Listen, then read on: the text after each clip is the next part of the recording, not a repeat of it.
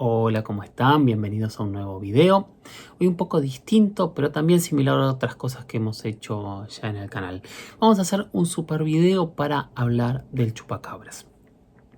Muchas veces me han preguntado por el chupacabras, mucha gente se toma el tema del chupacabras como un mito gracioso y algo de folclore que muchas veces se usa para explicar cosas totalmente inexplicables, que muchas veces es real y se usa para tratar de tapar temas de agendas nacionales de diferentes países, donde se colocan muchas muertes que tienen una explicación más que clara, se las coloca dentro del marco de chupacabras. Pero por otro lado, a mí hay algo que me interesa y me ha interesado desde la primera vez que lo investigué, y es que los cuerpos aparecen, que los cuerpos existen. Recuerdo que hace muchos años, allá por el 2004, vamos a ver el primer documental que hice, empecé a investigar la temática acá del chupacabras y ahí yo empecé a plantear algo que es bastante real. Existe el chupacabras y existen las mutilaciones de ganado. Dos fenómenos que se dan en gran parte del planeta, pero especialmente en América Latina, en donde los animales aparecen muertos. Para los animales que se los acusa, que se los vincula con el chupacabras, generalmente aparecen sin sangre, aparecen con mordeduras, y los animales que se los vincula con mutilación de ganado aparecen con cortes perfectos, con una cauterización increíble y con diferentes eventos paranormales alrededor, tanto en un caso como en el otro. He investigado casos de chupacabra y de mutilación de ganado en México, en Colombia, en Perú, en Brasil, en Chile, en Uruguay, en Argentina. Me ha tocado recorrer e ir bajando muchos países tratando de entender el fenómeno. Con el tiempo también entendí que no es un fenómeno nuevo, que el chupacabras aparece por primera vez en 1800. Hay publicaciones en un periódico de Texas que hablan de una especie de monstruo, que de hecho el título es algo así como el canguro bebedor de sangre. Después aparece en la década del 70 en Puerto Rico, y recién en la década del 90, en 1995, cambia el nombre, como lo habían titulado antes, que era El vampiro de Mocoa, a chupacabras, y a partir de ahí se empieza a hacer famoso. Y estos dos fenómenos, que si bien no parecen ser el mismo, se empiezan a mezclar y empiezan algo que yo le digo migración, que de hecho lo trabajamos mucho en la primera temporada de Inexplicable. El fenómeno empieza a bajar temporalmente, empieza en el norte de América, y mientras empieza a transcurrir los años, después del 95, en el 97, en el 98, en el 2000, en el 2001, en el 2002, 2003, empieza a haber fenómenos más abajo similares a los que ocurrieron. Lo interesante cuando uno toma el todo es que cada país le dio una explicación diferente, dio un tipo de animal diferente que podía ser el responsable y que vincula a este fenómeno. Para algunos eran pericos con sed, para otros eran coyotes, eran perros sedientos, eran... para el caso en Argentina se habló de ratón hocicudo, pero el ratón hocicudo en realidad se habló de algo mucho más cercano a lo que eran las mutilaciones de ganado, no del chupacabra. Pero así, mientras vamos bajando, van ocurriendo. Otro detalle que es importante, interesante y extraño del chupacabras es que siempre ocurre en un contexto extraño. O sea, recuerdo un caso en Brasil, en donde había unos alambrados muy altos, y que algo que atacó a los perros había saltado ese alambrado. Lo mismo recuerdo con unos gallineros también en Brasil, donde era muy difícil de ingresar. Recuerdo en México, por ejemplo, un caso en donde unos borregos estaban un segundo bien y un segundo después estaban totalmente desangrados. Siempre hay elementos extraños. Y con las mutilaciones de ganado también. Cuando uno va, sobre todo a los investigadores, cuando va a hablar con todo el contexto y con todo el concepto que hay alrededor, se habla de que desaparecieron enormes cantidades de aguas. Estos tanques australianos que le dicen a Argentina, que son como unas enormes piscinas de chapón circulares, el agua desaparece. En fin, hay muchísimos elementos extraños alrededor.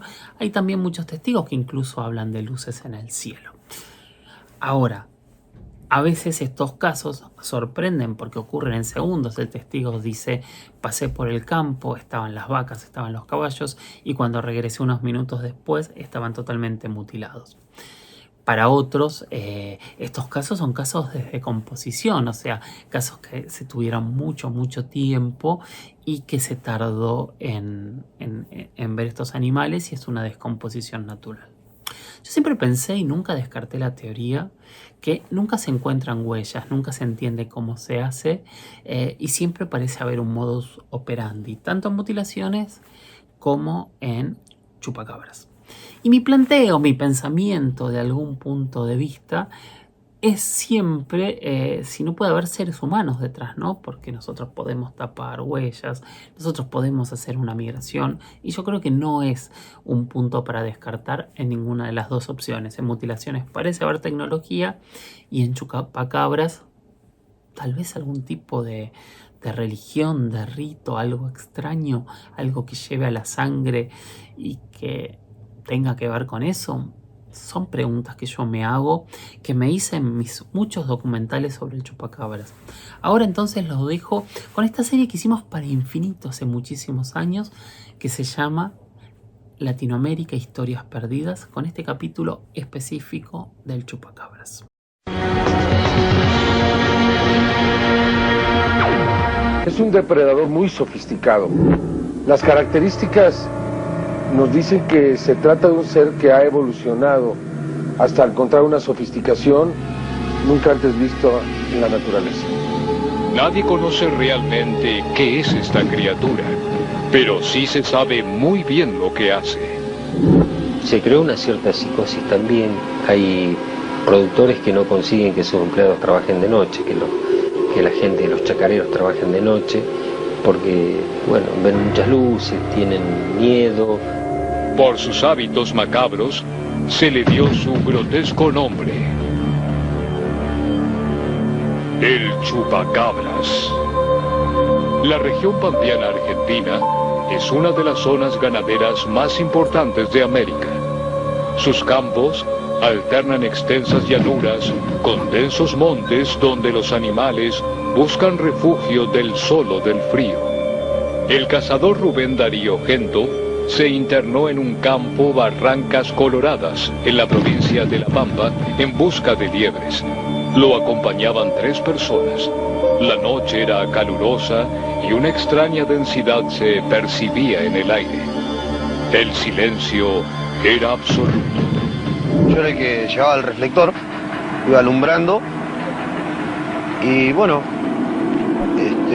llegamos a un cuadro. El cuadro se llama un lugar que está cerrado con alambre. Empezamos a girar en círculo en el cuadro para ver si encontrábamos algún animalito de estos. Y de un lado teníamos un monte, del otro lado había animales sueltos, vacas. Pero Rubén Darío y sus acompañantes no eran los únicos que estaban de cacería aquella noche en el monte. Y dentro del monte encontramos una vaca parada, bufando, como si hubiese parido la vaca, ¿no? Porque por lo general cuando están pariendo están bufando y se están, gimiendo de dolor, digamos, ¿no? Aquel animal alejado llamó la atención de los cazadores. El grupo se detuvo. Rubén Darío dirigió entonces su reflector hacia la vaca.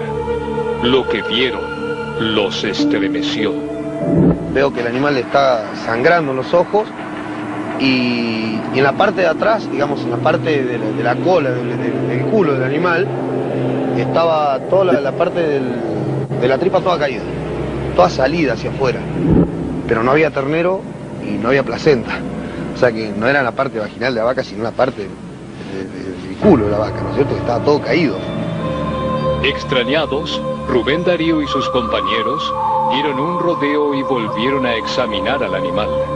Entonces, vieron algo aterrador. El animal yo lo alumbro y estaba el animal, un árbol, un renuevo de Caldén, y atrás del renuevo lo que yo alcanzo a ver son 2 ojos en forma de gota, ¿no? Como que se va alejando de la luz. O sea, mira la luz fijo, pero se aleja. Los cazadores, perplejos, no alcanzaron a reaccionar. Los enormes ojos rojos los paralizaron y la extraña visión finalmente desapareció de su vista. Ya al animal le faltaban los ojos, claro, a la vaca le estaban faltando los ojos, ya no era sangre, sino que le faltaban los ojos. Por la mañana, la vaca apareció muerta y mutilada. Su cuerpo había sido horriblemente desfigurado. Además de los ojos, alguien o algo le había amputado las orejas y partes del cuero. Cuando los veterinarios examinaron el cadáver, descubrieron que también le habían extirpado la lengua, la laringe, la faringe y hasta las glándulas salivales. El colmo del asombro surgió cuando el médico veterinario inspeccionó el resto del cuerpo. Allí descubrió que el animal había sido castrado. 2 días después, en otra estancia cercana, apareció un segundo cadáver mutilado. Un muchacho que yo le debía un animal, le había hecho un cambio y tenía que entregar una vaca holando, una vaquillona. Y bueno, tenía que verla, entonces la fuimos a ver al campo. Cuando veníamos llegando al cuadro, me encontré con la vaca estaba caída. Pensábamos que estaba por parir. Entonces el pibe más chico fue corriendo a verla. Y dice, papá, dice, los enanitos verdes. Y no asustado disparando. ¿Qué enanito verde? Digo yo, vamos, fui, llegué allá y me encontré con eso, ¿viste? ¿Qué le faltaba? La cabeza, la boca mirando hacia arriba, el hocico, ¿viste? Faltándole la carretilla, la lengua, la ubre completa y el ano completo. Las mutilaciones de ganado en Argentina habían comenzado en abril de 2002 en Saliqueló, una localidad de la provincia de Buenos Aires, ubicada a 80 kilómetros de la capital. Pronto se diseminaron por toda la provincia y se extendieron a la vecina, La Pampa. Se veían siempre con el mismo patrón, si la zona izquierda, el faltante de la lengua, el maxilar, o sea, la carne, el maxilar, oreja, ojo, ano, vagina en las vacas, pene y testículos en los machos.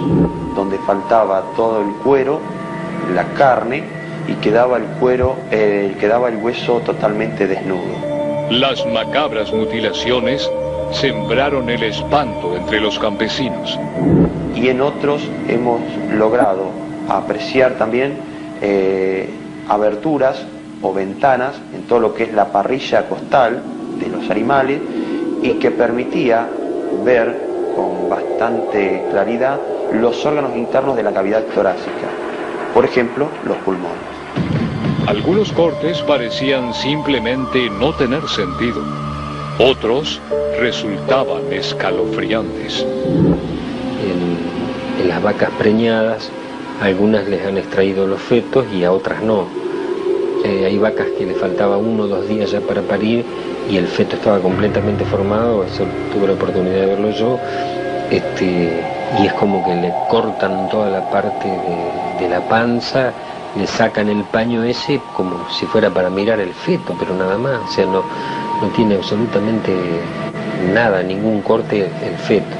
Y en otros casos hay animales muy chicos, o sea, de 3-4 días de nacido, que aparecen mutilados junto a la madre. Los campesinos estaban aterrados, las autoridades desconcertadas. La noticia pronto trascendió a todo el país.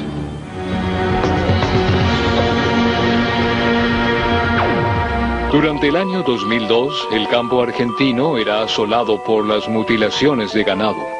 Pero no se trataba solo de animales desfigurados. Extraños fenómenos parecían estar asociados a las muertes. Todas, absolutamente todas las mutilaciones fueron acompañadas de luces. Ahora, si son de arriba o son de abajo, todavía no lo podemos determinar, pero que hay luces con las mutilaciones es un hecho. Una abrumadora cantidad de testigos había observado luces en el cielo las noches anteriores a los macabros amaneceres. Todos los casos estos comenzaron cuando yo te decía en el año 2002 con el avistamiento de una especie de nube gigante que surcó el cielo de Salliqueló. La nube esa gigante tenía la forma de una rueda, como una rueda de vehículo así, y surcó de sur a norte y después girando hacia el este, surcó el cielo salliquelense, que fue vista por mucha gente. Eso fue el 1 de mayo del año 2002. Ahí comenzaron todos los casos de mutilación aquí, que para nada fue asociado con esa nube. A medida que ambos fenómenos tuvieron difusión, fue inevitable que muchos comenzaran a relacionarlo. Adjudicar las mutilaciones a experimentos extraterrestres brindaba una explicación cabal. Veo una luz bien blanca que enfoca los caldenes, ¿viste? De arriba del cerro. Y por curioso nomás, ¿viste? Digo, estos son los que hacen la macana. Se trata de investigaciones hechas por seres extraterrestres que vienen aquí al planeta Tierra con la sola misión de investigar. Y cuando me preguntan si esta no es una hipótesis delirante, yo contesto que si esta es una hipótesis delirante, esta es la menos delirante de todas las hipótesis que se han dado para explicar el tema de las mutilaciones de ganado. Y está directamente asociado a la destrucción de la capa de ozono. Considero que estos seres están realizando toda una investigación en cuanto a qué está pasando con las especies vivas que están expuestas directamente a la penetración de los rayos ultravioleta del sol. Pensar en experimentos extraterrestres explicaba el motivo y el uso de avanzada tecnología. Si nosotros humanos llegáramos al planeta Marte, y suponiendo que en Marte hubiera vida, y que esa vida fuera como la de la Tierra, vegetales y animales, nosotros necesitaríamos tomar muestras de estos animales para, una vez registradas esas muestras, regresarlas aquí a la Tierra o bien investigarlas directamente en el interior de la nave espacial.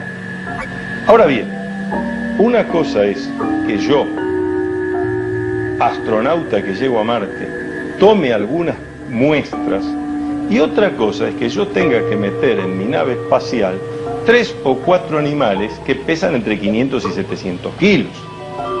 Pero, ¿no podían ser seres humanos los causantes de las mutilaciones? Cuando yo veo el novillo, lo primero que dije, me cagaron los marcianos, ¿viste? El hecho de que los cadáveres aparecieran en tan diversos lugares hacía difícil pensar que pudiera tratarse de un grupo de bromistas.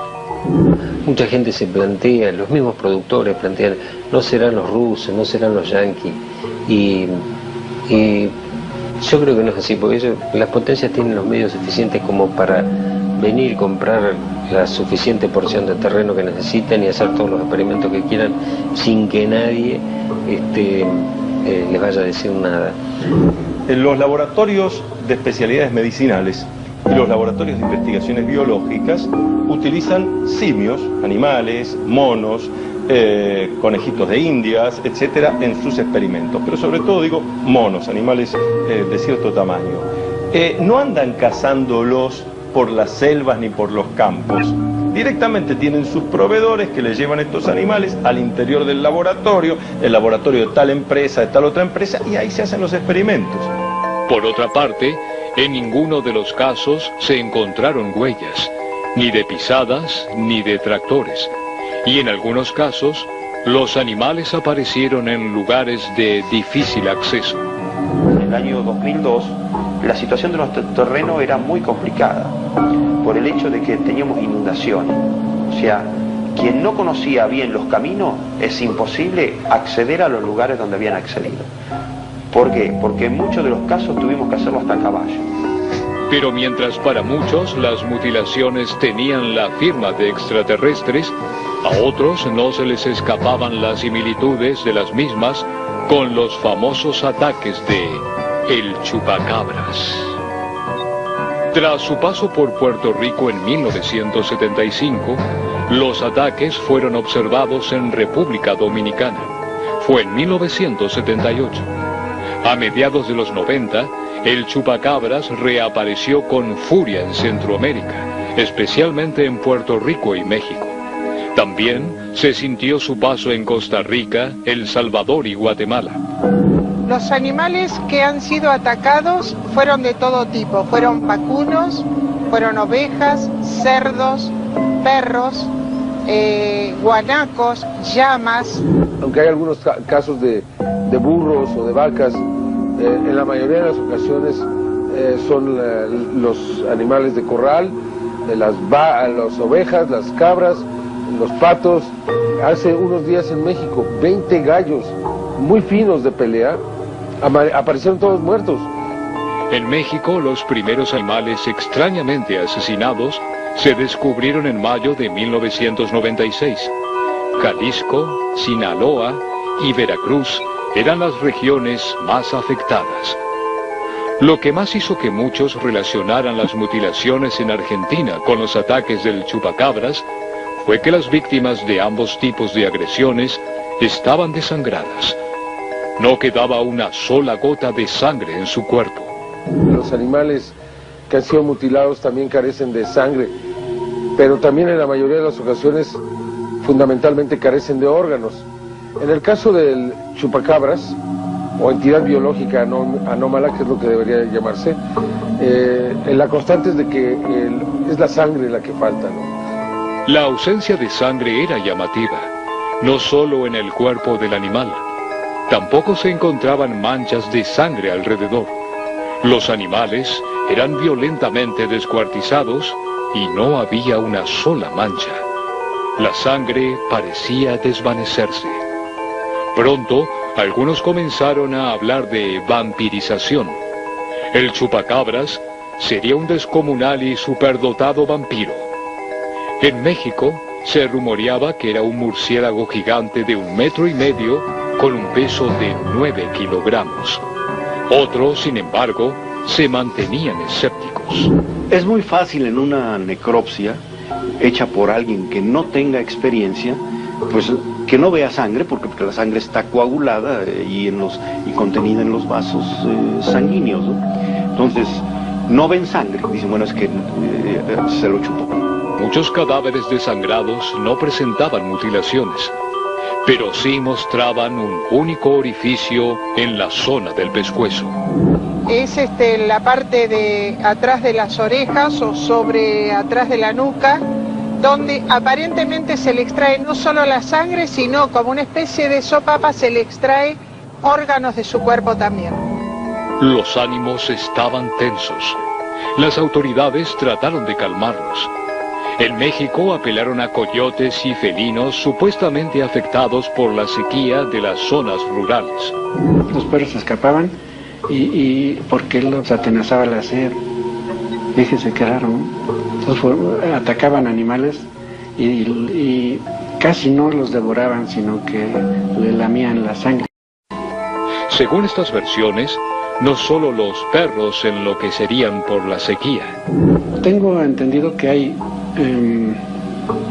parvadas de loros, también sedientos. ¿Y sabe qué hacían según nuestros informantes? Se prendían de los borregos con sus garritas y los borregos desesperados porque no se los podían desprender. Y los pericos les destrozaban la piel y les chupaban la sangre.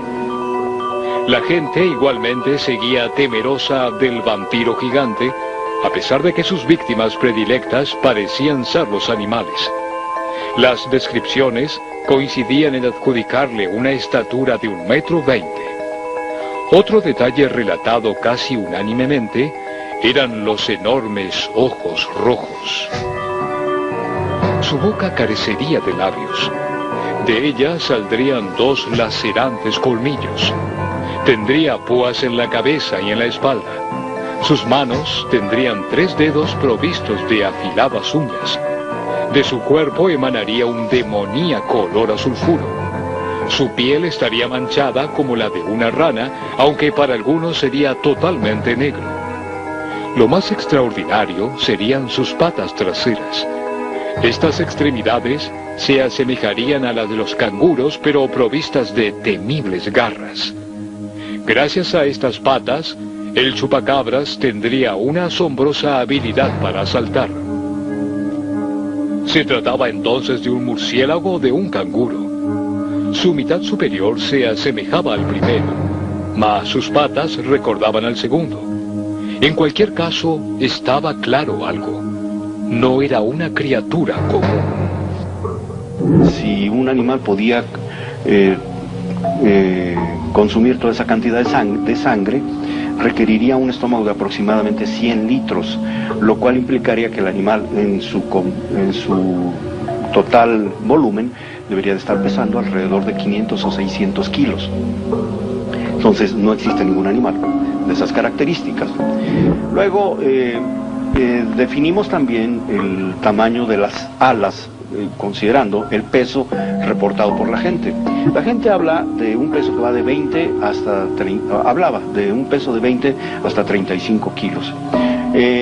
Si estábamos hablando de ala membranosa, como la que tienen los murciélagos, las alas tendrían que ser realmente monstruosas, o sea, medir varias decenas de metros para poder levantar todo ese cuerpo. No, seguramente no hay una sola especie que sea uno solo. Seguramente son muchos, seguramente atacan en grupo y se mueven en grupo. ¿Qué es entonces? ¿Es el chupacabras un experimento genético fallido? ¿O es por el contrario un experimento exitoso? ¿Acaso se trata de un producto de la naturaleza?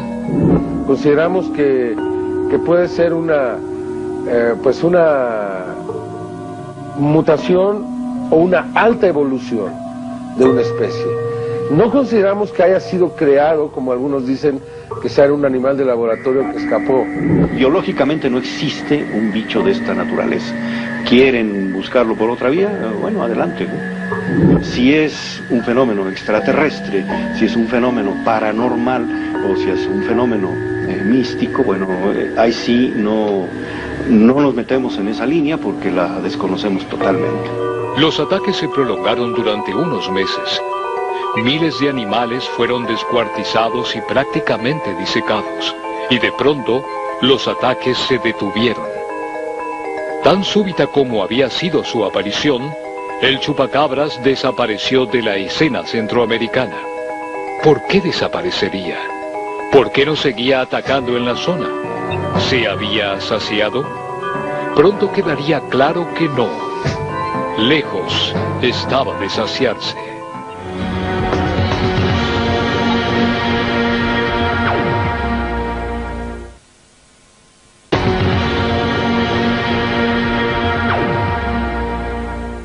Algunos pensaron que podía tratarse de algún depredador, pero la hipótesis era difícil de sostener.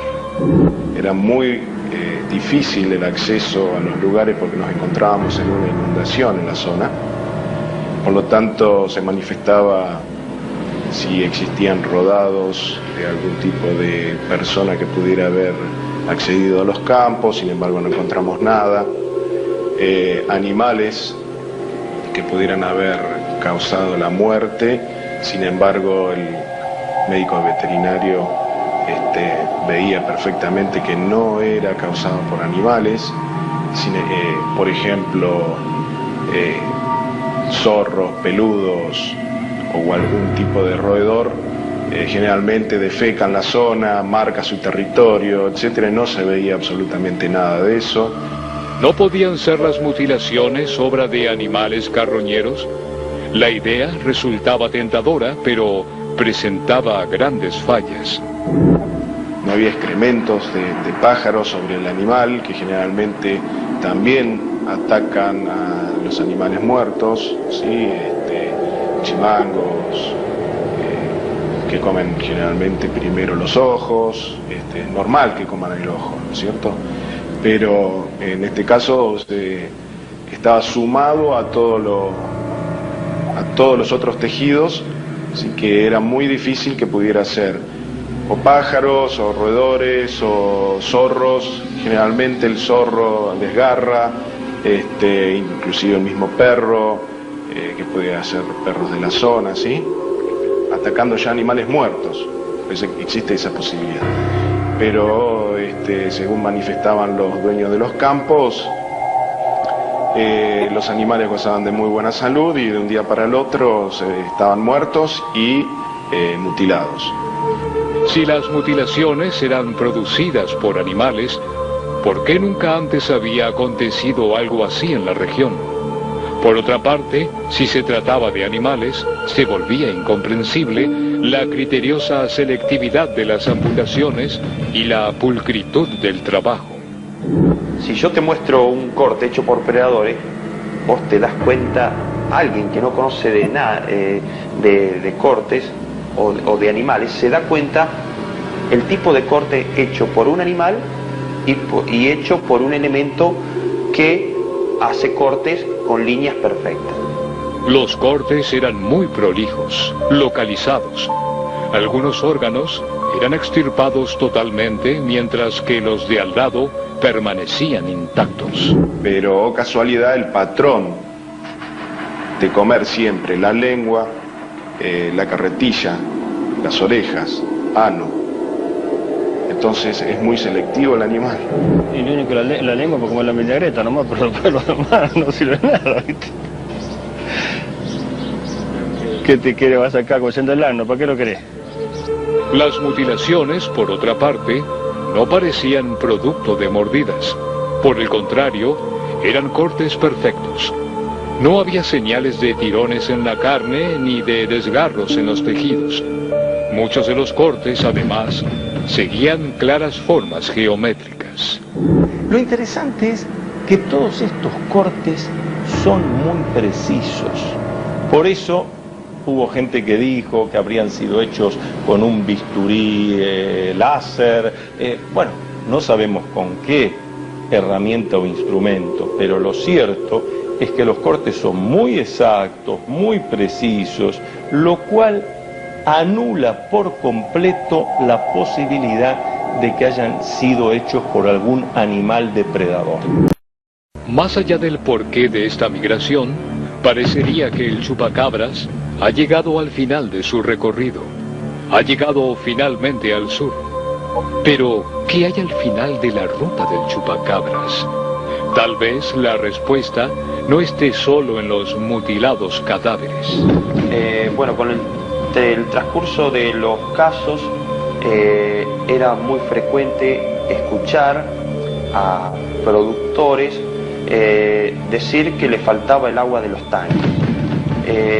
Aquí es muy frecuente la utilización de tanque australiano, que es un reservorio de agua para alimentación, para bebida del ganado, aquí en todos los campos de aquí de la República Argentina.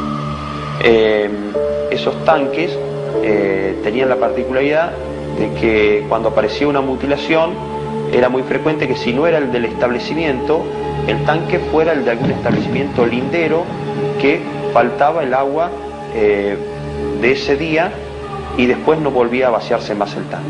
Miles y miles de litros cuyo contenido se había evaporado en una noche, pero tan evaporado que en la provincia de Buenos Aires algunos campesinos me mostraban y me decían, pero doctor Lacera, fíjese, y metían la mano en la parte de lo que queda abajo del tanque australiano, que siempre queda barro y demás, y lo que sacaban era tierra deshecha, y dice, pero esto está tan seco como si este tanque no hubiera contenido agua desde hace meses y aquí no hubiera llovido desde hace meses, pero este tanque hace 2 o 3 días estaba lleno de agua. Decía que no solo se había evaporado, disuelto, desaparecido el agua, sino que este procedimiento había sido de tal manera que el barro que queda abajo, en la base del tanque australiano, se había convertido en tierra seca, en arenilla. ¿Están estos hechos relacionados? ¿Qué destino tendría el agua? ¿Cómo se la sustrae y dónde se la almacena? Los ataques del chupacabras se diseminaron por vastas zonas de la Argentina. Causaron terror y desconcierto. Una vez más, desaparecieron súbitamente al cabo de unos meses. El SENASA, organismo oficial encargado de la sanidad animal en la Argentina, ofreció una dudosa explicación. Según esta entidad, el causante de las mutilaciones sería un ratón rojo hocicudo. El SENASA afirmó que este ratón es capaz de morder y arrancar la piel con perfección. Luego de unos días, las heridas ofrecerían aspecto de quemaduras. Este roedor comería también la sangre derramada, lo que daría la impresión de que el animal nunca sangró.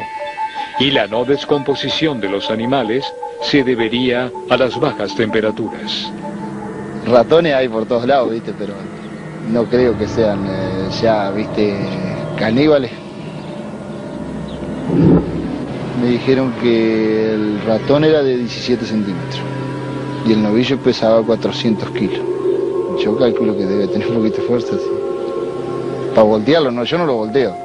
Me da trabajo voltearlo. Y si le tenés que pegar un tiro, y entre 3 o 4, bueno, lo volteás, sí, pero te cuesta voltear un animal de 400 kilos. Y un ratón, ¿viste? Bueno, no sé. Puede ser. La teoría del ratón hocicudo tiene varias fallas, a mi entender. Primero, no se encuentra en la zona, no existe en la zona. Es oriundo de la Mesopotamia. Vamos a suponer que viajó, se reprodujo en la zona. Nadie jamás vio un hocicudo. Después las imágenes que se vieron por parte de los estudiosos que decían que era el ratón hocicudo, mostraron un animal ya muerto con anterioridad, donde estaba despanzurrado, y los ratones, ¿sí?, iban y comían los restos de granos o pastos que se encontraban en el rumen. Y cuando estaban comiendo lengua, era en un laboratorio. Por lo tanto, a campo no se puede decir es el ratón hocicudo, menos de que cause la muerte. No hay una verdadera explicación en Argentina. Todos los casos que han estado sucediendo, animales encontrados dentro de un tanque que no podían haber accesado solos, el tipo de heridas, resulta absolutamente ridículo considerar que un roedor en Argentina haya podido hacer este tipo de cosas. Una vez más, las autoridades tratan de relativizar estos hechos. Tienden a que todo quede en el olvido. Esta actitud de las autoridades solo agrega más misterio e indigna a los campesinos. Los productores también es como que bajaron los brazos porque por esta vieja teoría o no sé si decir que vieja o irrisoria teoría del ratón hocicudo. Entonces mucha gente por ahí no le gustó, fue como una tomada de pelo para gente que vivió toda su vida en el campo. Pensar que un ratón se puede llegar a comer una porción de tejido tan importante, por ahí eso le cayó mal y bueno, y fue así que no hicieron ningún tipo más de declaraciones. O sea, tal vez hubo mutilaciones y por este hecho no las denunciaron. Es muy lamentable porque uno espera de un científico el alto nivel, un final decoroso, y no, por ejemplo, que se trate todo esto de un simple ratón hocicudo, rojizo encima, del cual tengo mucho conocimiento por estar viviendo 11 años en una localidad de Entre Ríos, en donde tuvimos la oportunidad, después de una creciente, de ver miles de esos ratones hocicudos. Y quiero aclarar que en esa localidad, en las islas, está repleta de ganado y jamás hubo una mutilación. Esto nos indicaría también, por haber averiguado con los veterinarios, esa especie de ratón solo come hierbas y no se dedica a comer carne. Con su actitud esquiva, las autoridades solo confirman que efectivamente algo sucede. Tal vez el peor crimen del chupacabras no sea el que comete contra el ganado. Tal vez su principal amenaza sea desafiar las creencias de la ciencia.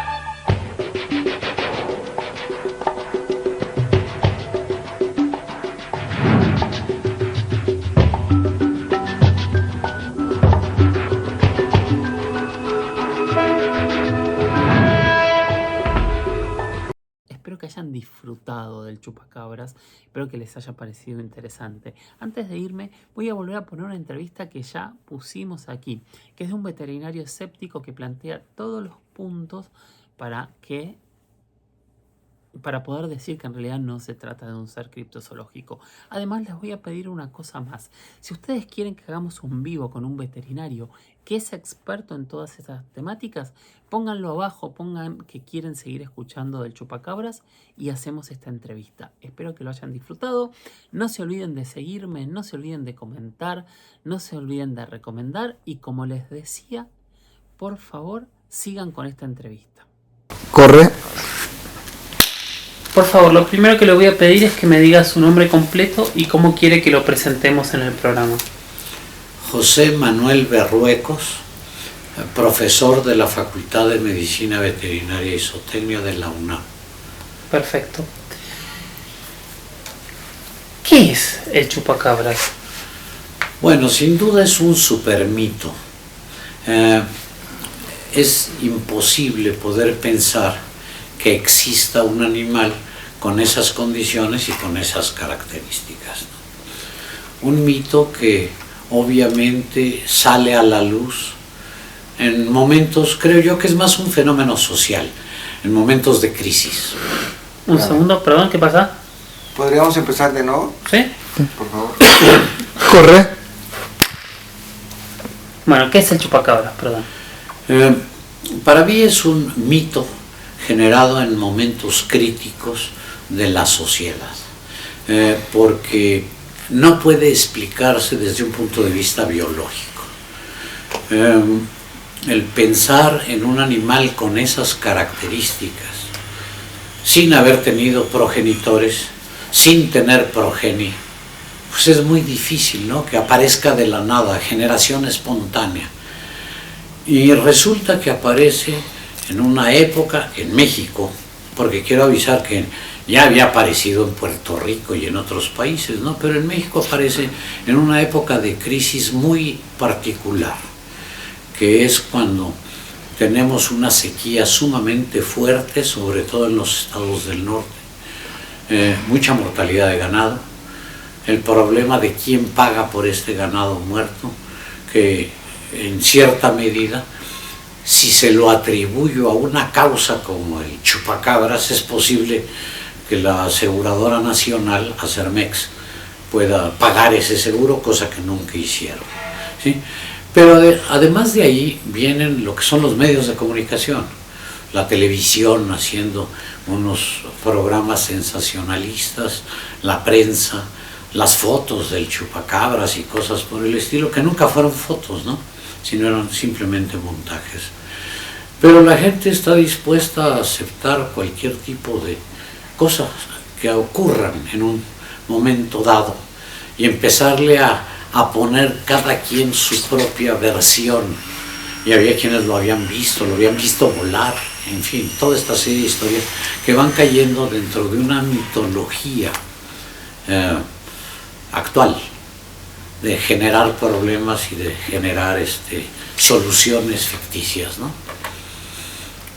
¿Y qué pasa con esos animales muertos que aparecen y los análisis que se han hecho? ¿Cuál es su opinión? Miren, el brote fuerte del chupacabras fue por ahí de mayo, si mal no recuerdo, del 69, ¿sí?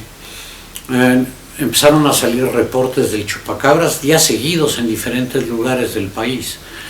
Cuando nosotros tomamos esta información, que además es información periodística, el valor que tiene de la información es periodística, por lo que esto quiera decir, ¿no?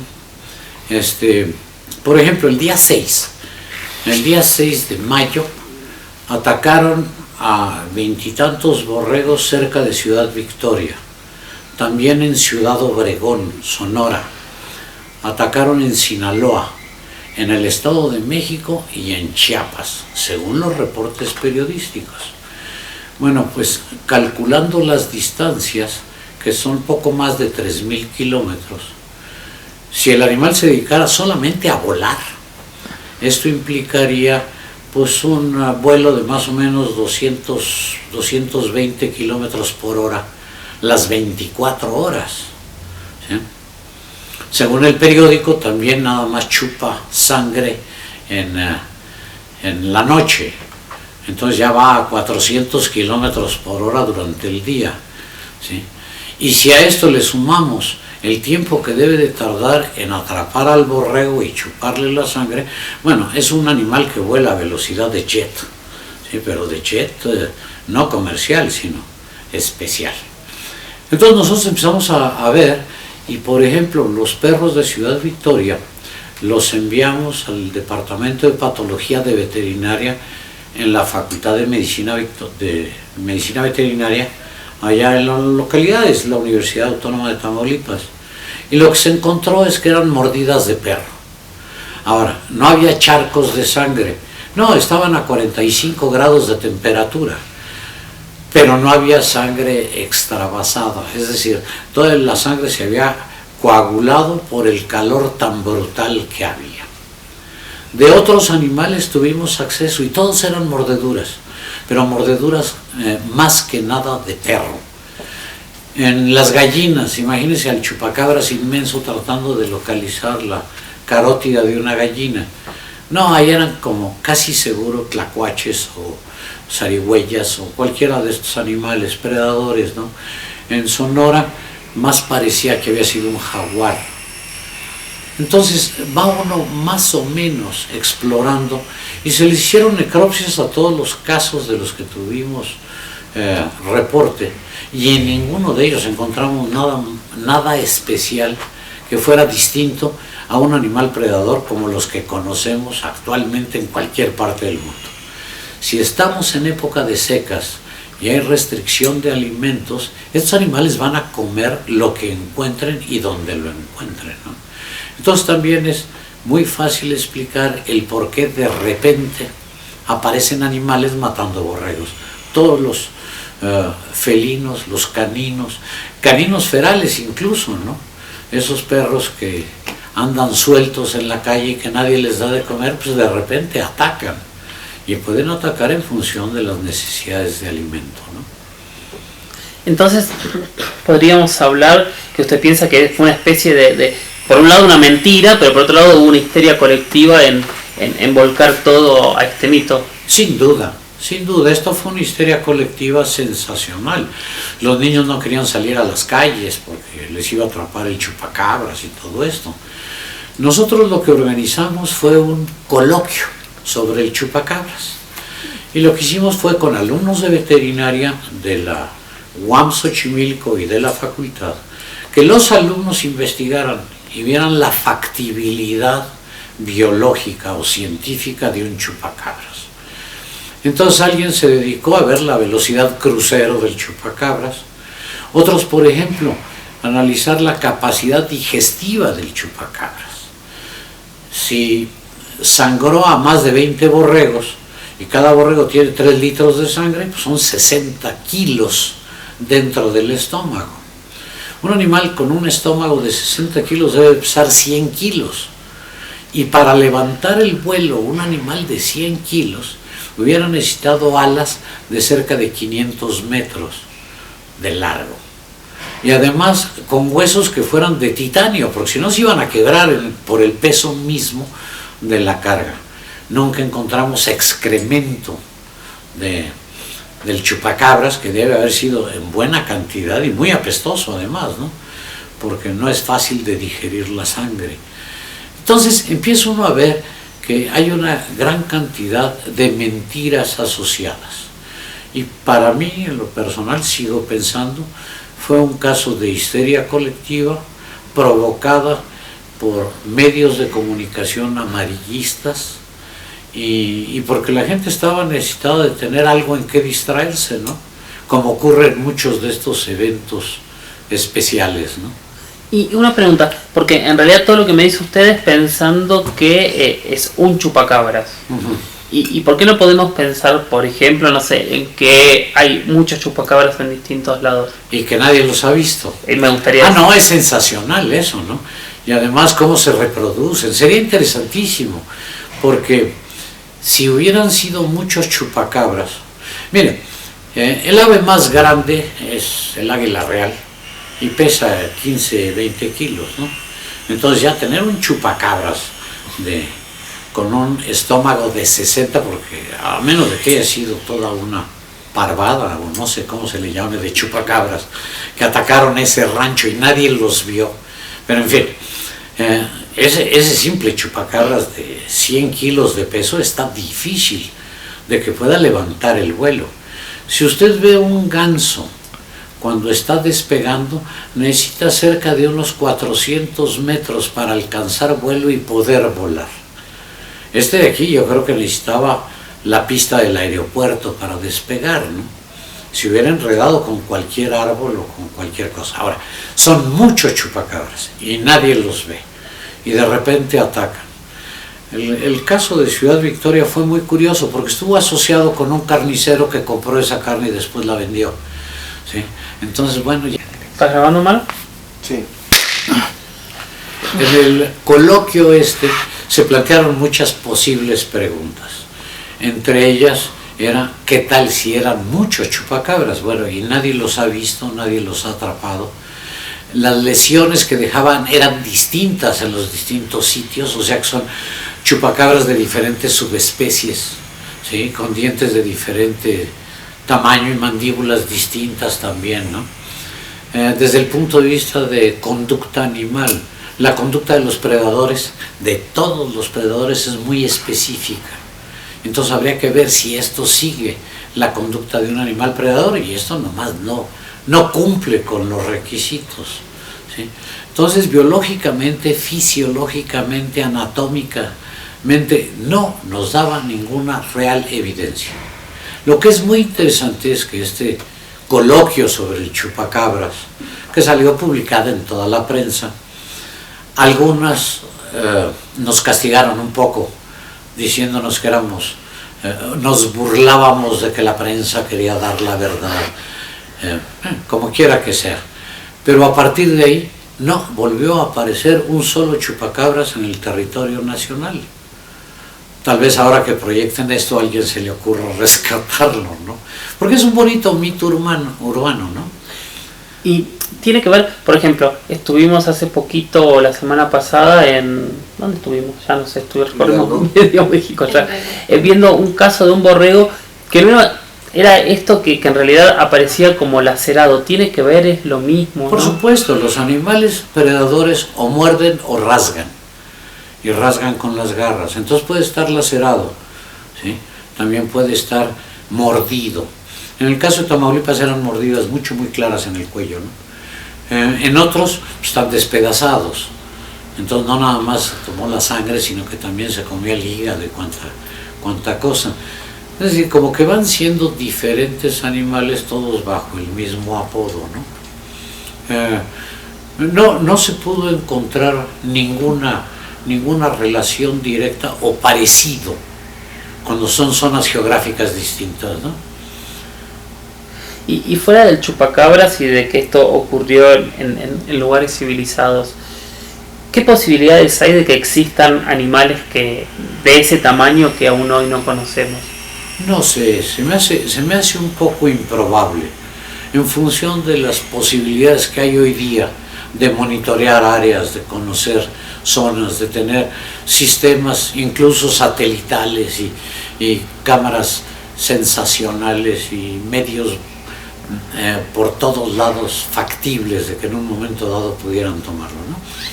Es decir, nosotros vemos muchos de los programas de esta orientación en la televisión, con otros canales, y vemos tomas que son maravillosas y fueras de serie, ¿no? De existir el chupacabras, alguien ya lo hubiera podido filmar, habiendo tantos millones de teléfonos celulares que toman fotos, ¿no? En fin, no sé, yo sigo pensando de que no existe una razón biológica real para creer en que exista este animal. Ahora, otros animales, bueno, sabe Dios, en el fondo del océano, qué es lo que nos falte de conocer, o en las selvas impenetrables de algún país, incluso tal vez en México, no sé, ¿no? Pero un animal tan extraordinariamente grande y con esas capacidades. Y lo que es curioso es que no ha vuelto a comer desde entonces, o sea que además hiberna por años, ¿no? ¿En dónde? No sé, en alguna caverna. Lo malo del chupacabras, que cuando ocurrió esto, fue que la gente empezó a dinamitar cuevas. Y esto afecta mucho la fauna natural. Y le pegaron muy duro a los murciélagos insectívoros y a los poliníferos, que son eslabones vitales en la cadena ecológica del país. En Colima hubo problemas por haber dinamitado cuevas en donde matan fundamentalmente insectívoros. Entonces vinieron las plagas de insectos, ¿sí? Entonces cualquier noticia de estas amarillistas puede derivar en tendencias no útiles ni para el medio, ni para la sociedad, ni para los niños que se espantaban con el chupacabras, ¿no? Muchísimas gracias. No hay de qué.